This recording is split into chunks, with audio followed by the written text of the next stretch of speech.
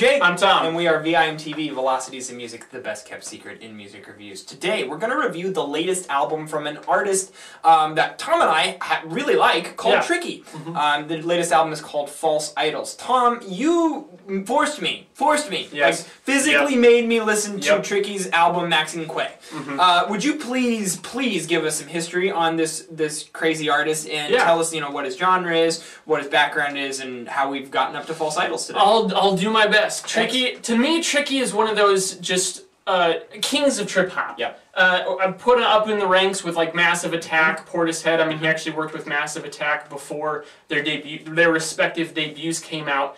So there was a lot of crossover there. But yeah, his debut album, Maxine Quay, was in the mid-90s, was a huge success. Really launched him, on the map. And it was funny because I feel like, well, and he's kind of said this in interviews and hinted to it at least in several other times and songs, but I think he really resented that initial success because he knew that he could do more, but yet everyone just ends up comparing his future work to Maxine Quay. And he's come out with a slew of albums. I mean, he's got a bunch of work, a massive discography, so go back and listen to it if you like, because he does a lot of interesting stuff. Yeah, I would say he never strays too far from the kind of classic trip-hop tradition. Right. He doesn't really genre hop too much, but he's still very damn good at what he does. And False Idols, coming out of this album from 2010's Mixed Race, which we reviewed, and we were a little lukewarm on. It was good, but it was like a very short album. Didn't really do too much. This one, 15 tracks,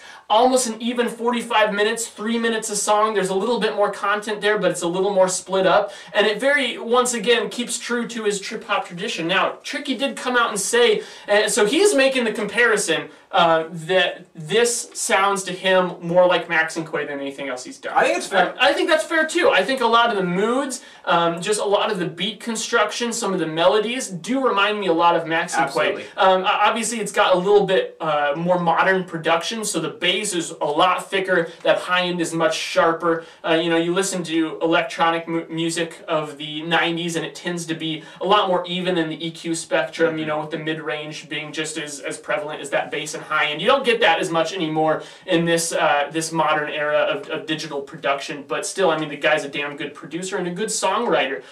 So do you want to jump in? Absolutely. I mean, the first thing that, as I approached this album, looking at knowing what, after we had heard that comparison, that Tricky himself compared this to Maxine Quay, and then looking at False Idols and going, well, this is 15 tracks at 45 minutes. It's almost perfectly averaged at 3 minutes a track. I mean, you kind of get. I kind of had a sense of, okay, I can kind of sense that this is going to be a certain way, right?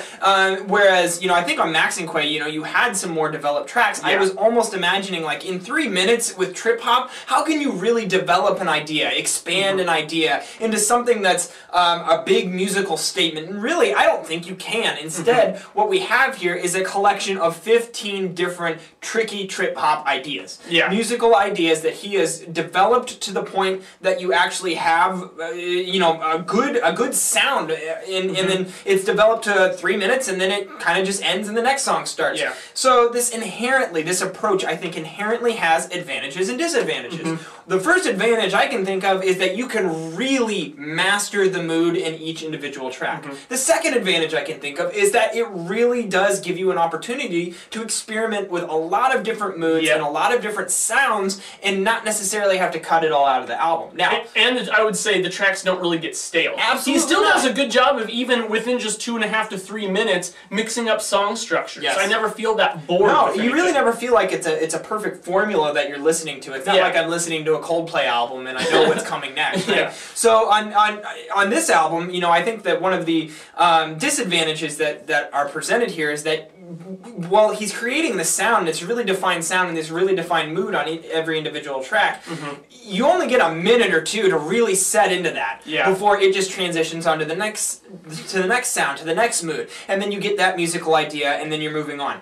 The big downside to this approach is that after a certain amount of doing this, it's gonna get stale and gonna get repetitive unless you change what you're doing. And just put simply, this album's sound overall is too focused for this approach. Yeah. He would have needed to have branched out and done more songs like the Antlers remix, Parenthesis, track 5, with that huge guitar that's really loud. Most of these tracks are that moody, typical Max and Quay Tricky era sound where you just have these like really creepy beats. It's very, you know, kind of like you're in a damp basement walking around, there's a stalker following you, things like that. Like that's what I feel like when I'm listening to a lot of Tricky's music, but specifically this album. But then, you know, it changes so fast. I never really capitalize on that mood creation that he's in my opinion, moody artists that do most of their work based on a mood, whether it's they're using a certain instrument set or a style or however they're doing it, when they're creating a mood, you have to pay attention to how your moods transition. Yeah. Because that's how you capitalize on the moods that you create. If you don't pay attention to that, you'll lose momentum. And if there's a break between tracks or even within a track that's too jarring that offsets that mood, then all of a sudden you've disrupted the listening experience. Yeah, it's very true. And that does happen from time to time on here. Now, it didn't bother me as much, and I still came out really liking this album just from the fact that I think that every song is good. There's 15 of them.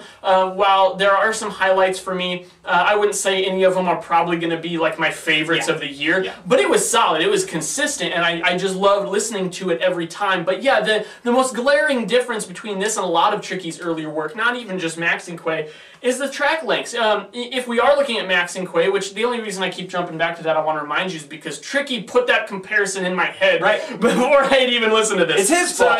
Yeah, I'll just put the blame out there. But you know, you look at that album, you look at tracks like Ponderosa and Black Steel and Aftermath, and songs that just kind of, they almost meander, but then right when you think it's not going anywhere, it sucks you back in and does something completely different that grabs your attention. Exactly. And it fits with the genre. And from an album perspective, album structure perspective, sprinkling those shorter tracks in between helps keep the pace going so that you can hit those bigger moments, and then everything plays its part. Here, it's more just track by track, and none of them are truly able to stick out simply because they don't develop any more than any other song on here. Yeah, and because a lot of the tracks are doing that sort of thing, while it's not formulaic in structure, it becomes formulaic in approach. And unfortunately, I just feel like the back half of this album is not as strong as the front half. I mean, and if you look at our respective track picks, Tom, it reflects that. It reflects that. All of our picks are the majority of our picks are between tracks 3 and 8. I mean, starting with Valentine, where you know you have Tricky's vocals.